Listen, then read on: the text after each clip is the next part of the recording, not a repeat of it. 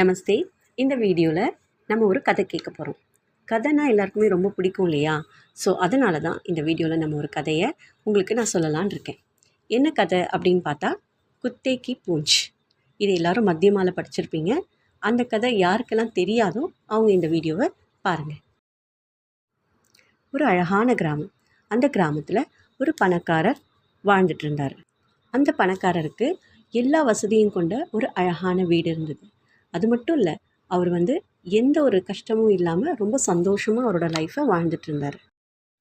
அந்த வீட்டுக்காகவும் அவருக்காகவும் ஒர்க் பண்ணுறதுக்கு நிறைய சர்வன்ட்ஸ் அங்கே ஒர்க் பண்ணிகிட்டு இருந்தாங்க. நல்ல வேலை செய்யக்கூடிய எவ்வளோ சர்வன்ட்ஸ் அவருக்கு இருந்துட்டும் அவருக்கு அவங்களுடைய வேலையில் திருப்தி இல்லை.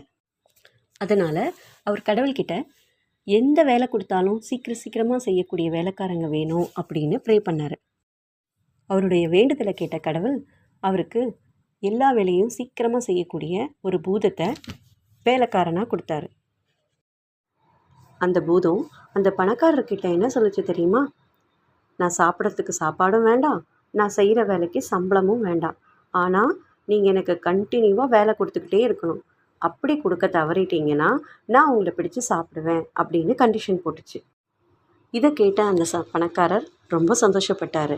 ஸோ இதே மாதிரி அவர் ஒரு நாளும் அந்த பூதத்துக்கு வேலை கொடுத்துட்டே இருந்தார்.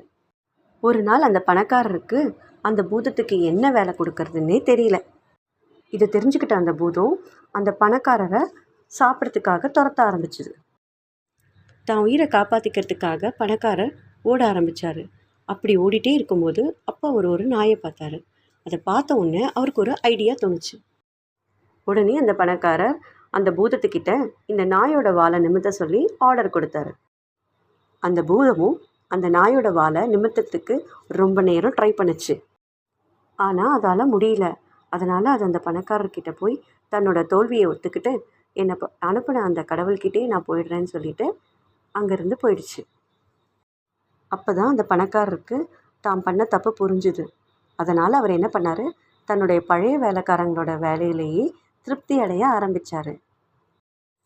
இந்த கதையோட மாரல் என்னென்னா, எப்போவுமே நமக்கு கிடைச்சதை வச்சு நம்ம சந்தோஷப்படணும். அளவுக்கு மீறி என்றைக்குமே ஆசைப்படக்கூடாது.